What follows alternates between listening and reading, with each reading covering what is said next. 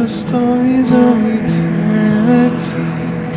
There is no forever, there is now and after now, another now. Do not be a captive in the land they tend. Do not trade your freedom for a deed. Home is in need. Don't be deceived. You can be a stranger to the earth today, but strange only to those who do not know the snares of gold are manifold.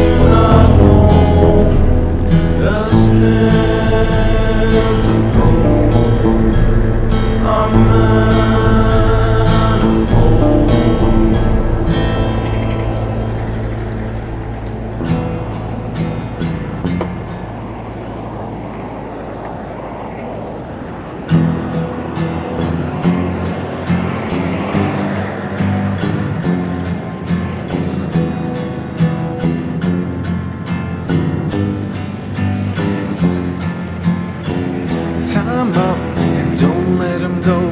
The version of yourself that insists on making fun of the road you're walking when you're alone. You're saying get back in line and let's dance with the host of women that we don't know, and we won't know, and they won't know us. So my feet hurt, I'm taking a nap and sweating out in my sleep. Another part of the map I walk down, see my footprints.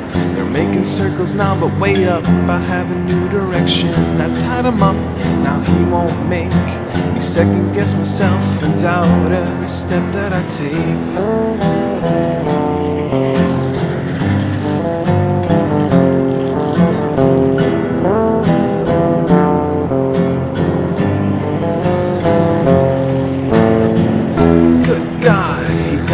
Again, and he tied me up this time, and now I'm sitting instead of walking to somewhere new.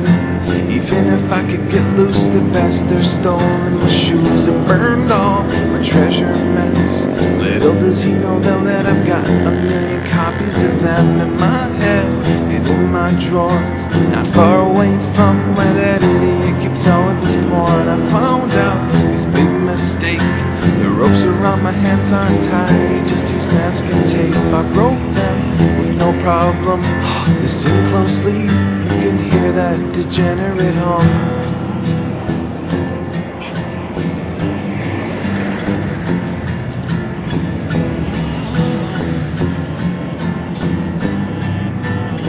Did you hear it?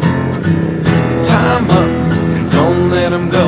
The version of yourself that insists on making fun of the road. You're walking when you're alone. You're saying get back in line and let's dance with the host of women that we don't know, and we won't know, and they won't know us. So my feet hurt, I'm taking a nap, sweating out in my sleep, another part of the map. I walked on, see my footprints, they're making circles now, but wait up, I have a new direction. I tied him up, now he won't make me second guess myself and doubt every step that I take. Today is my 100th day in Asia. Walking around Malaysia in the mud. Not a lot of pedestrian-friendly areas that I found here in Kota Kinabalu. Just a lot of cars and motorbikes and mud, Borneo mud.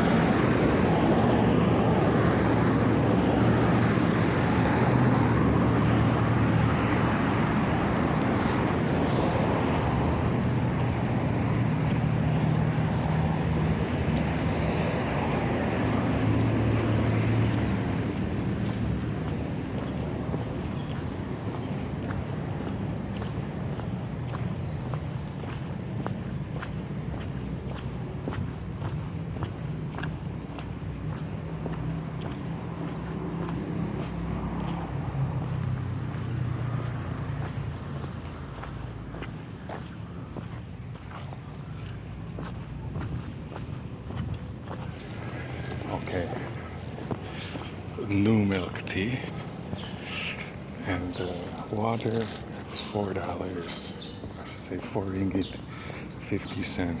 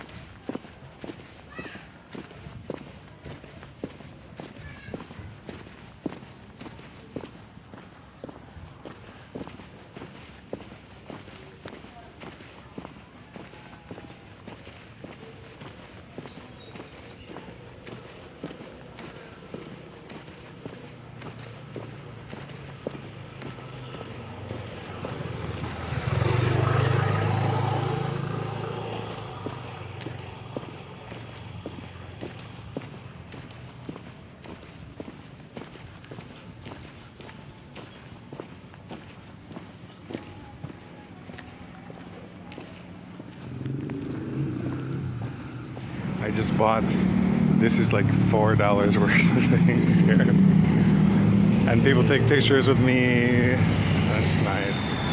Latini. Is this?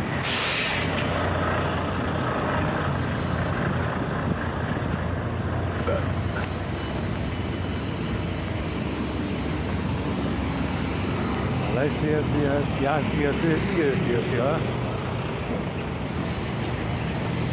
Terima kasih Malaysia.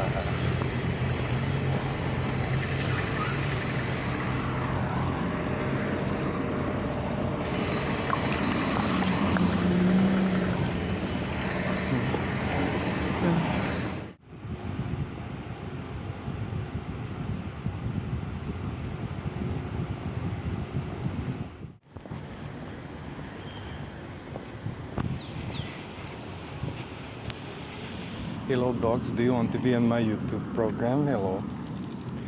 Terima kasih to my dogs. What is this fantastic sound right here?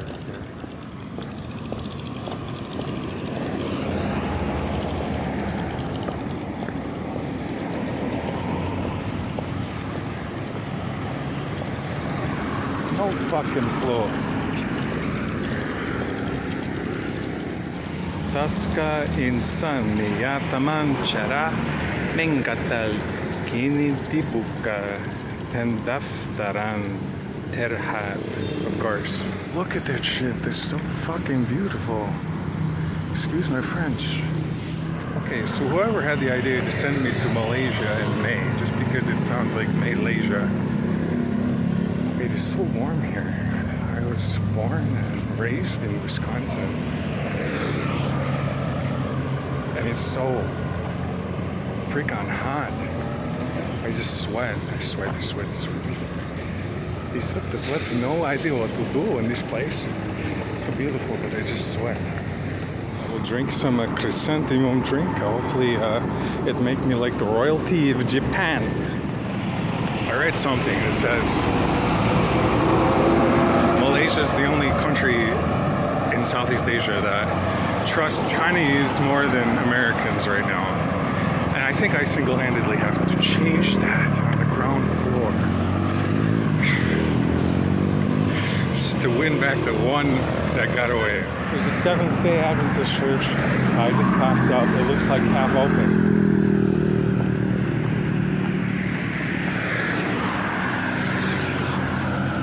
And I don't know, this is my secret purpose. My secret purpose.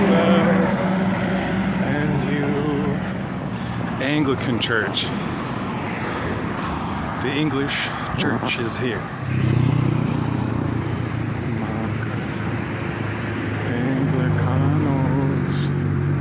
That's cool architecture right there.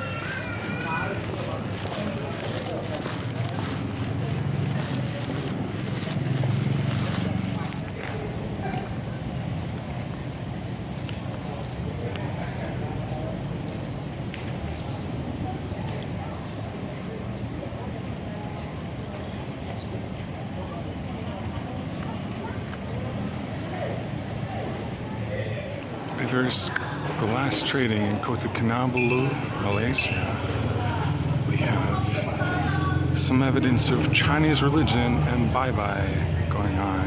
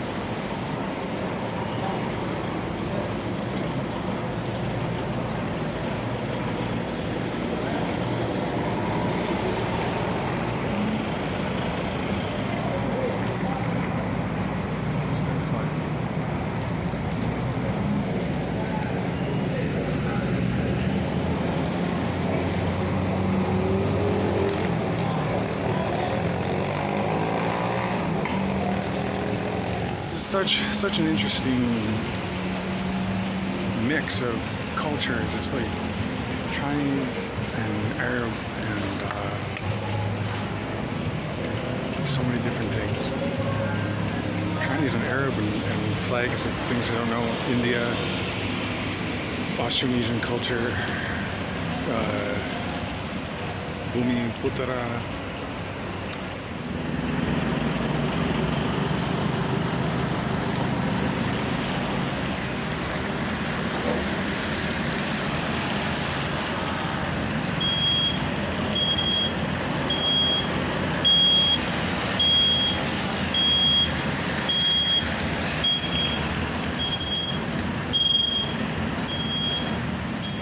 I don't know who I am, but maybe that's okay sometimes.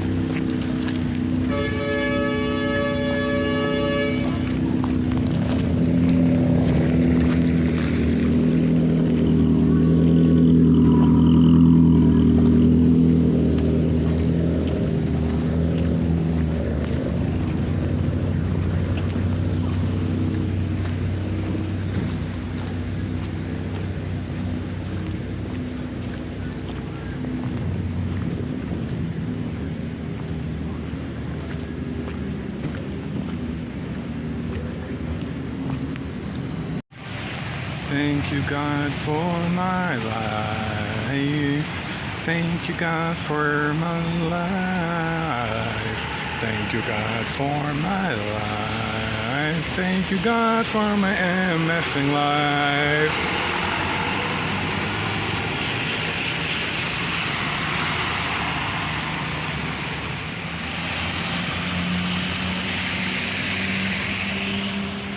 I was gonna wait the 5 or 10 minutes for the rain to stop, how it usually takes only that long. But it's been quite a long time, or maybe my mind is just getting real bored. So I'm here under this tent with holes in the roof, in the middle of what's this place called? Let me get it. Mangatal in Kota Kinabalu, Sabah, Malaysia, new island of Borneo, Southeast Asia. This wonderful, beautiful, tropical location. The heat is crazy hot. So here's this Chinese here, Sun Hing. And then Cha Dian. It's a tea store or tea restaurant or something. Sun Hing. I don't know if it's Cantonese or if it's Hakka. I don't know. There's definitely some Mandarin going on here, but that's not the real big Chinese population, I don't think. In 2010, I went back to college in my early 30s. Wait, hold on. What did I just say? In 2018, I went back to college. In my late 20s or early 30s. Yeah. And I went to video game school and I started trying to make a video game where you would be on some tropical islands trying to decode a bunch of foreign languages. And some of the instructors that we had to do reviews of the game for, like, they didn't understand like why it would be fun. And to me it was like, obviously that would be fun. That would be the most fun in the world.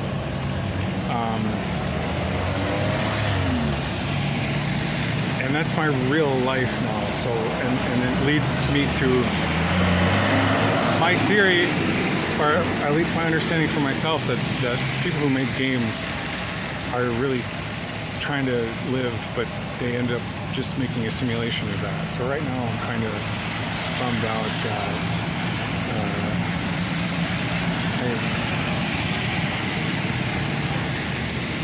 right now I'm bummed out that I left a expensive Mac computer, expensive iMac back in the United States that I worked for a long time for, and it was like $3,000, a golden iMac that I called Callisti, named after the golden apple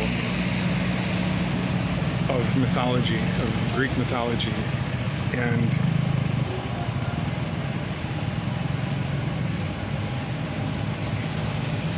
you know,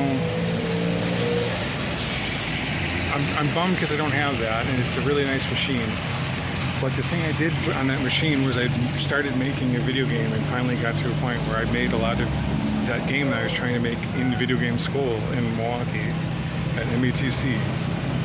And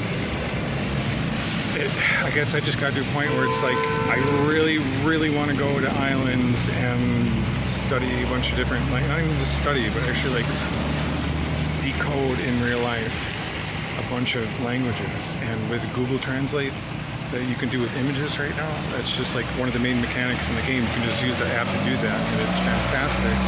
And it's such a linguistic breakthrough that you can do that. I just did it with this tea shop to make sure I was right about it being a tea shop. And yeah, so there's tons of languages around here, especially in these areas where if you want to understand everything, you have to read like 5 or 6 or 7 different languages. There's these regions where it's not like monolingual culture. So I got what I wanted when it came to the video being too dark. I got what I wanted when it came to what I was simulating my video game to be, that became my actual life. And sometimes I sit around and worry about money and worry about not having that computer, but that computer already did for me a lot. And I can tell myself, like, look, we paid $3,000 to make a simulation that was detailed enough to show you what you really want to do with your life. This is me talking to myself. And I got it. Boy, did I ever get it. I got it. And I didn't know it was real, but on like a subconscious level, maybe I didn't know it was real. I didn't know Southeast Asia and other places like this were real. I studied linguistics before I studied video games, and I would love to get back and make that game again. But right now, that game is already made, and God made that game. You know, the creator of this universe, before I ever got here, already made that. I just found a way to design my own life, to walk through it a little bit. Being in China for a month and in Taiwan for 2 weeks before that, it was much more expensive than being here in Southeast Asia. And I'm just getting used to the Southeast Asian prices again, because I was in the Philippines before I was in Taiwan and China. It's a political statement saying Taiwan and China, I know.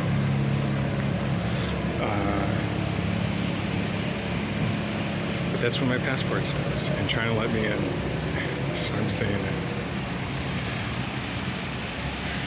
China's not extremely expensive when it comes to the United States, but the United States is extremely expensive when it comes to most of the countries.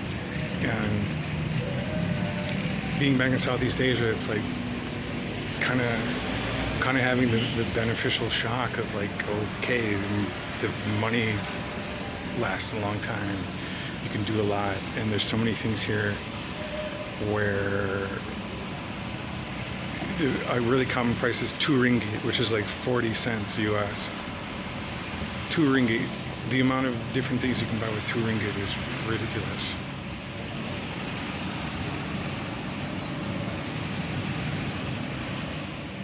A few people have said to me, why don't you focus more on affordable traveling in your videos and content that you put out? So, you know, here's the good news. Maybe I'm speaking to Americans, maybe I'm speaking to, I don't know who I'm speaking to. Brits, Australians, Scandinavians. The astrologers tell me I have a Mercury in Taurus, Mercury retrograde in Taurus. So I should communicate about simple monetary stuff. It's not the only thing, but communicate about money a little bit. So, you know, the good news is if you're really feeling financially stressed, there might be relief somewhere in the world. I'm not going to tell you exactly where it is. But there's definitely some places where you might find instant relief. If you have a wise budget, know how much you can spend, you might be surprised, really, really surprised by some other places in the world. It might be expensive to get there in the first place, and by that I mean a plane ticket that's expensive. But then once you get there, for example, a place like Philippines or like here in Malaysia, maybe it's not always going to be that way, because there are many geopolitical factors and geocultural factors that are constantly switching. So pay attention to the changes. I schedule my videos to come out a year in advance, so I better say something that's at least the trend is going to exist a year from now. But I think it will. There are places more affordable than the United States if you can't make it there anymore. There are places more affordable than your expensive country if you can't make it there anymore. Anyway, 2 ringgit. At the time I'm making this video, that's 42 cents US. It'll probably be a little bit different a year from now when this video comes out. But 2 ringgit can get you a baozi, steamed bun. It can get you many drinks in a convenience store. A kedai runchit. Yeah. It can get you a bag full of fried bananas, a big bag of fried bananas that is either a meal or a really huge snack. It can get you small bags of chips. It can get you, maybe that's all I have right now, but that's a lot already, and there's a lot of different varieties of those things for 2 ringgit each, 42 cents. What can you buy with 42 cents in other countries in the world? What can you buy with 42 cents in the United States?